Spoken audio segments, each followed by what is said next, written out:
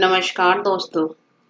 आज मैं ईश्वर तू ही अन्नदाता है बहुत ही सुंदर कहानी लेकर के आई हूँ। कहानी को अंत तक जरूर सुनिएगा।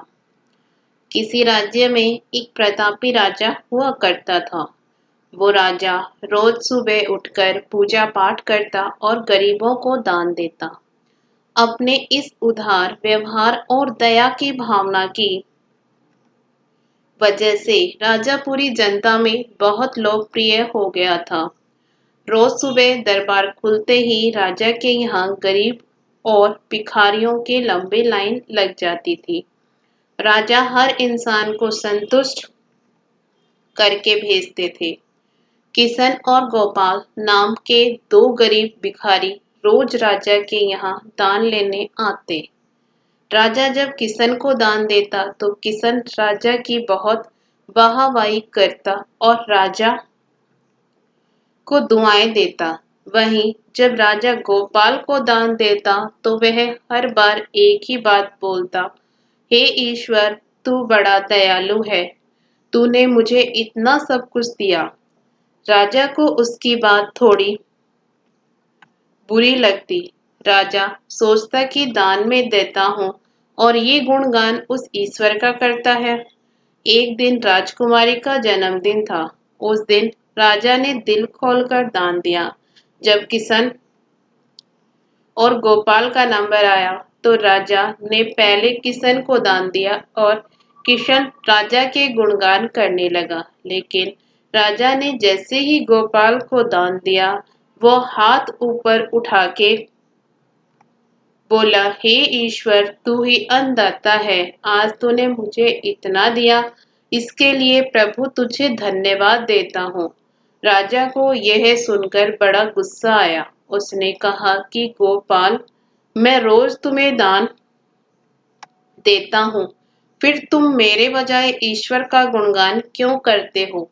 गोपाल बोला, राजन, देने वाला तो ऊपर बैठा है, वही सबका अन्नदाता है, आप भी और मेरा भी। यह कहकर गोपाल वहां से चला गया। अब राजा ने गोपाल को सबक सिखाने की सोची। अगले दिन जब किशन और गोपाल का नंबर आया तो राजा ने किशन को दान दिया और कहा, किशन, मुझे गोपाल से कुछ बात करनी है, इसलिए तुम जाओ और गोपाल को यहीं छोड़ जाओ। और हाँ, आज तुम अपने पुराने रास्ते से मत जाना। आज तुमको राजमहल के किनारे से जाना है, जहां से सिर्फ मैं गुजरता हूँ। किशन खुशी खुशी दान लेकर चला गया। राजमहल के किनारे का रास्ता बड़ा ही शानदार और खुशबू भरा था। संयोग से राजा ने उस रास्ते में एक चांदी के सिक्कों से भरा घड़ा रखवा दिया था। लेकिन किशन आज अपनी मस्ती में मस्त था। वो सोच रहा था कि राजा की मुझ पर बड़ी कृपा हुई है, जो मुझको अपने राजमहल के रास्ते से गुजारा। यहाँ से तो मैं अगर आंख बंद करके भी चलूं तो भी कोई परेशानी नहीं होगी। यही सोचकर किशन आंखें बंद करके रास्ते से गुजर गया। लेकिन उसकी नजर चांदी के सिक्कों से भरे घड़े पर नहीं पड़ी। थोड़ी देर बाद राजा ने गोपाल से कहा कि अब तुम जाओ, क्योंकि किशन अब जा चुका होगा। लेकिन तुमको भी उसी रास्ते से जाना है जिससे किशन गया है। गोपाल धीमे कदमों से ईश्वर का धन्यवाद करते हुए आगे बढ़ चला। अभी थोड़ी दूर ही गया होगा कि उसकी नजर चांदी के सिक्कों से भरे घड़े पर पड़ी। गोपाल घड़ा पाकर बड़ा खुश हुआ। उसने कहा, ईश्वर, तेरी मुझ पर बड़ी अनुकंपा है, तूने मुझे इतना धन दिया। और वो घड़ा लेकर घर चला गया।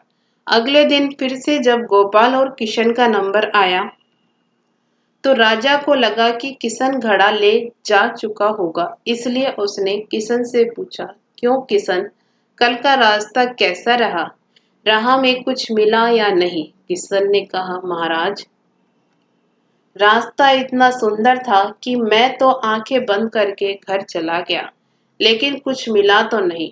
फिर राजा ने गोपाल से पूछा, तो उसने बताया कि राजा, कल मुझे चांदी के सिक्कों से भरा एक घड़ा मिला। ईश्वर ने मुझ पे बड़ी कृपा की। राजा किशन से बड़ा गुस्सा हुआ। उसने कहा कि आज मैं तुझे धन नहीं दूंगा, बल्कि एक तरबूज दूंगा। किशन बेचारा परेशान तो था, लेकिन कहता भी तो क्या, चुपचाप तरबूज लेकर चल पड़ा। उधर राजा ने गोपाल को रोजाना की तरह कुछ धन दान में दिया। किशन ने सोचा कि इस तरबूज का मैं क्या करूंगा, और यही सोचकर वो अपना तरबूज एक फल वाले को बेच गया। अब जब गोपाल रास्ते से गुजरा, उसने सोचा कि घर कुछ खाने को तो है नहीं, क्यों ना बच्चों के लिए एक तरबूज ले लिया जाए। तो गोपाल फल बेचने वाले से वही तरबूज खरीद लाया, जिसे किशन बेच गया था। अब जैसे ही घर आकर गोपाल ने उस तरबूज को काटा, तो देखा उसके अंदर सोने के सिक्के भरे हुए थे। गोपाल ये देखकर बड़ा प्रसन्न हुआ और ईश्वर का धन्यवाद देते हुए बोला, हे ईश्वर, आज तूने मेरी गरीबी दूर कर दी।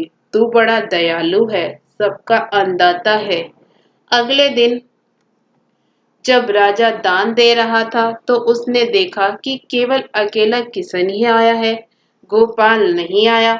उसने किशन से पूछा, तो किशन ने बताया कि कल भगवान की कृपा से गोपाल को एक तरबूज मिला, जिसके अंदर सोने के सिक्के भरे हुए थे। वह गोपाल तो अब संपन्न इंसान हो चुका है। किशन की बात सुनकर राजा ने भी अपने हाथ आसमान की ओर उठाए और बोला, हे ईश्वर, वाकई तू ही अन्नदाता है। मैं तो मात्र एक जरिया हूँ, तू ही सबका पालनहार है। राजा को अब सारी बात समझ आ चुकी थी।